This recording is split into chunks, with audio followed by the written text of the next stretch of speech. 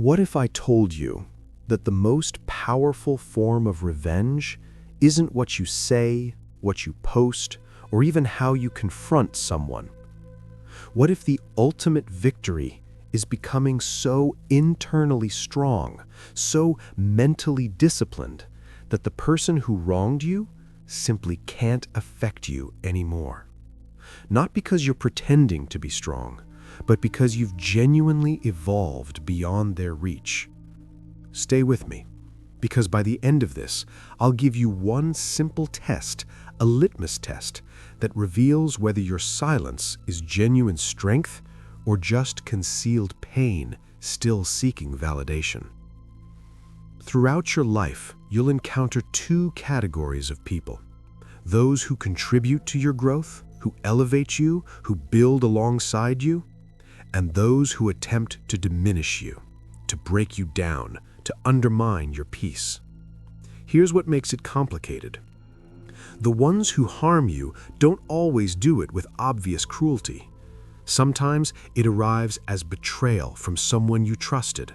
Sometimes it's manipulation so subtle you question your own perception. Sometimes it's gossip, emotional withdrawal, passive-aggressive behavior, the kind of cruelty that leaves no visible marks, only internal scars that others can't see. When this happens, when someone crosses that line, most people experience an overwhelming urge for one thing: reaction. They want to strike back. They want immediate justice. They want the other person to experience the exact pain they've caused. But the ancient Stoics, philosophers like Marcus Aurelius, Epictetus, and Seneca, they offered something radically different, a form of response that doesn't contaminate your own spirit. Not revenge through destruction, but elevation through discipline. The first principle: your initial victory is refusing to donate your energy to their disrespect. Marcus Aurelius, the Stoic emperor of Rome, wrote something profound in his Meditations. You possess authority over your mind, not external circumstances. Realize this, and you will discover strength. Think about what this means in practical terms. You cannot control what they did to you. You cannot rewrite history or undo their actions. But you have absolute sovereignty over what happens next in your life. Will you continue giving your mental energy, your emotional attention, your precious time to their disrespect? Or will you reclaim those resources for yourself? Because here's the truth most people miss: attention is the most valuable currency you possess. If they can still extract emotion from you, anger, tears, lengthy explanations, desperate messages seeking closure, then the wound they created continues to bleed. And often, this is precisely what harmful people secretly desire: proof that they still occupy space in your inner world, proof that they still matter. The Stoic approach begins here, with a radical act. No performance of pain, no begging for recognition, no defending your dignity to someone who already dismissed it.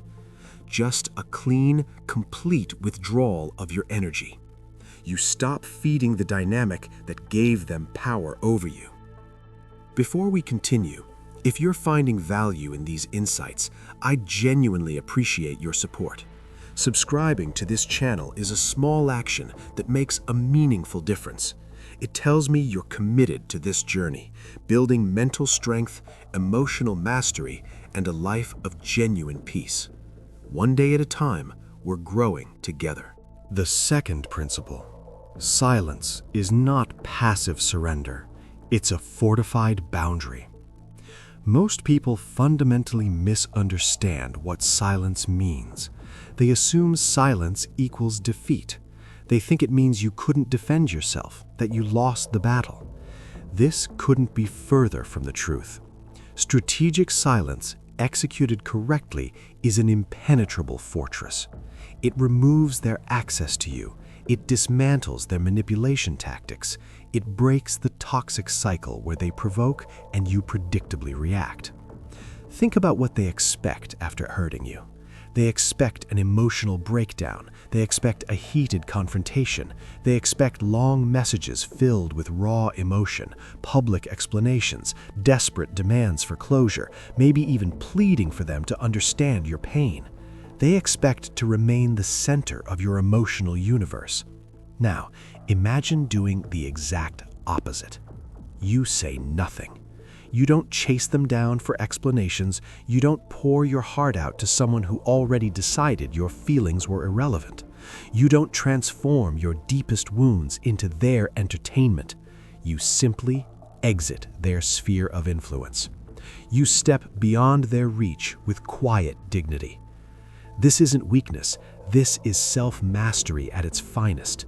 This is you recognizing that some people have forfeited the privilege of your response. Seneca wrote, "The best revenge is to be unlike him who performed the injury." Your silence becomes the statement. Your absence becomes the answer. The third principle, genuine revenge is the personal reconstruction they cannot interrupt. Here's where silence transforms from defensive to offensive, not against them, but against their lingering control over your life. You redirect everything they attempted to steal from you: your focus, your self-confidence, your time, your inner peace, your sense of possibility. You train your body not to look good for them, but to feel powerful in your own skin. You develop your mind, reading, learning, growing in ways that compound your capabilities. You rebuild your work, your projects, your creative pursuits, the things that define your contribution to the world. You invest deeply in relationships with people who respect you authentically, without games, without manipulation. Most importantly, you stop living as a reaction to what they did and start living as a deliberate commitment to who you're becoming. This shift, this fundamental reorientation, does something psychologically devastating to the person who harmed you. They lose their grip on you entirely. They can't bait you into arguments. They can't manipulate you with guilt. They can't control the narrative if you refuse to participate in it. You become emotionally unreachable to them.